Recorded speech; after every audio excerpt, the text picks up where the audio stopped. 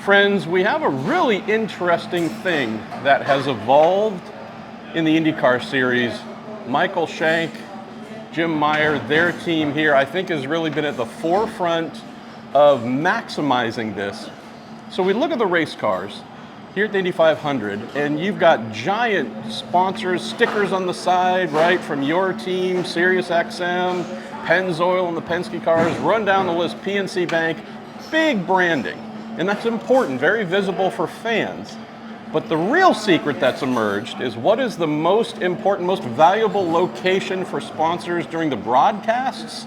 It's that inner aero screen ring. I was joking with you guys. I think I posted something on social media, did a little screen cap, I think, of Felix Rosenquist's car. I'm like, this looks like Shank's frickin' beer fridge with all kinds of stickers and stuff put on it. But there's a reason. Tell folks why. Well, listen, I got inspired from that, actually, and we actually cleaned it up a little bit from your little article there. But it is the most valuable space on our car by a lot. We have companies that measure eyeballs on product and on things, right? And they can equate that to a value. And we need our partners, whoever they are, we have a lot of them, to be on that ring. It is the #1 spot. And the more we can do, the more exposure we can get out there, the more brand awareness we can get out there, that's what we want to do. Now, it can get busy, and there's definitely two schools of thought. A super clean 1 or 2 company version, or kind of a version that we've kind of come up with. It's important for me that every partner that we have all get treated very similar. They need visibility. They got to be seen. They got to be seen. So we work it in. Now, that doesn't mean we don't try to make it cleaner. We always try to make it make sense and uncluttered. But it's hard when you have the #1 spot in a width of about that much, right? So we're trying to make a lot happen in a little bit of space. And that's, again, the most interesting part to me, where you look at these cars, you look at all the big stickers, the big logos, and those are very important, right? Those do get seen on the broadcast. Yeah. Fans see them up close, photos get taken, but when it comes to going live, practice, qualifying, or the race, that overhead camera position on that inner aero screen ring, that's the gold part. Tell me about that evolution. How long did it take for y'all to figure out, because a part of this too is you don't just guess, you do proper marketing research. IndyCar does as well to tell you the hot spots on the car. The heat zone. Right, the heat zone. When did this start to become a thing? You were like, oh, this is a big part of our game. You know, it's been since I've been in IndyCar. So within the last 5 years, we figured out that these rings, anything around the ring or the view back to the driver, so from the dash to the head, is super valuable. It gets a lot of in-focus, still time, especially if there's something interesting. And where this came from was 2021 Elio's win for us. And if you look back, you can go on YouTube today, there's video of him holding his 4 fingers up, and it's just a giant billboard space, a big branding area. That's when we really took notice to it, and then we started seeing real numbers being applied to that view. And not only did we figure out the ring here, on top of the ring, and then the view back from the dash cam, all that has value. Now the ring is the #1, but then there's a sub-versions off of that around the ring that also are very helpful.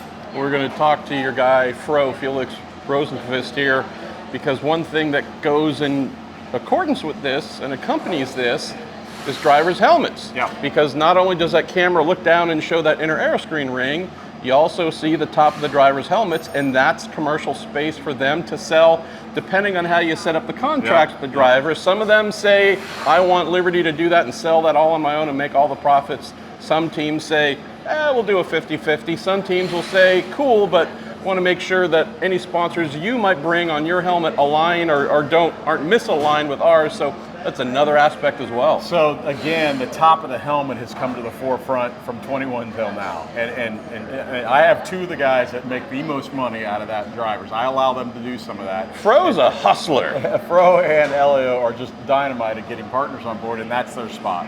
That very top, middle, and back is a great spot for them. I give them a couple. Not all teams do that. I allow them to do that to make some extra money. So we'll look at that going forward, though, because as we go forward, we got to bring value. If I don't bring value to Cliff Steele, as an example, I got nothing. Yeah. So we have to navigate. It's new territory, basically. Business going on here. Again, this is the part I love, the operational side of what's going on. We get to see these cool cars run around the track, but there's a science going on here as well. And I'll just close on this quick note. I won't ask you to mention any of the numbers, but I seem to recall around 2020, right around when Penske Entertainment bought the series, acquiring one of those overhead cameras for the season has never been free. Well, it hasn't been for a while, but back then, 2020 or so, I think about 200, 250 grand for the year. Last year went up to 350, and I believe this year it's $375,000 per car. So for those who sometimes ask, why aren't there cameras on every car?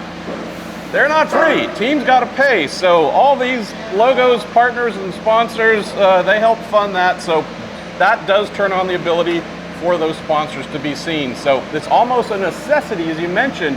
You got to have that camera to get the value, but you also got to write a check to get it. So I'm glad you mentioned the number, and I didn't, to be yep. clear. It is also posed allegedly. There we go. We got to clean him up here. But it is expensive, but it also provides a ton of value. So it's a delicate balance there between, in Formula One, every car has a camera. Yep. It's part of their package. It'd almost be great if we could do that in our next, it's part of what I talked to them about, our next television contract, which is coming up. We should try to aim for that. And there's some equitable way for everybody to get a little piece of this love, because it's truly available for our partners. Felix, you have been one of the leaders in the IndyCar series when it comes to commerce and the top of your helmet and finding good partners to align with you directly. Tell me about that side, because as we learn more and more about how that overhead camera looking down into the inner ring, the aero screen, those logo placements, super valuable for the team, but also drivers like yourself have an individual opportunity to look for your own sponsors. Tell us about that side. Folks might not know a lot about it. Well, honestly, I think every driver's contract, team contract is different.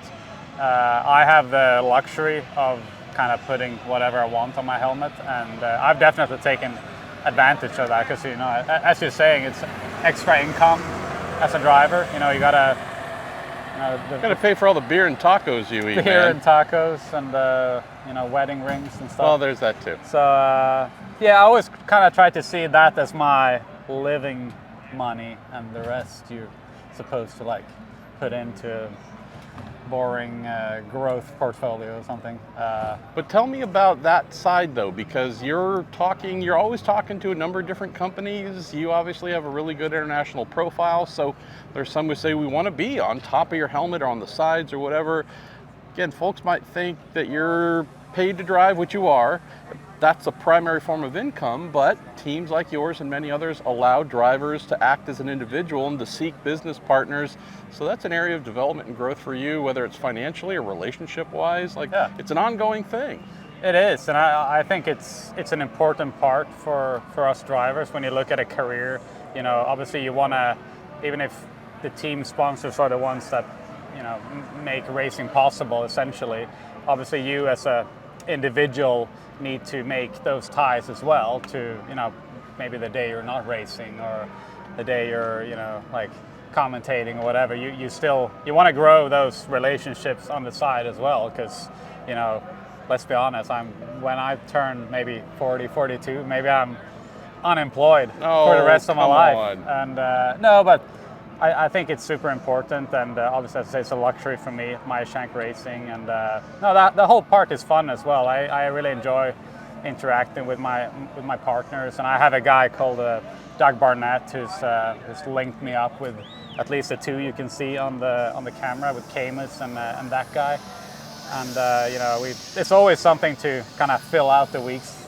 between when you go to the gym, and then you try to make a couple of deals on the side, and it's. You need it. He also has on top of his helmet the URL to his OnlyFans account. But that's kind of a different sales and development. Thanks, Rob. Not yet. Not yet. All right, buddy. Brother. Thank you. Subscribe to Racer and save 24% off the cover price. You'll get the print and digital editions with an issue archive through 2012. Visit info.racer.com to learn more.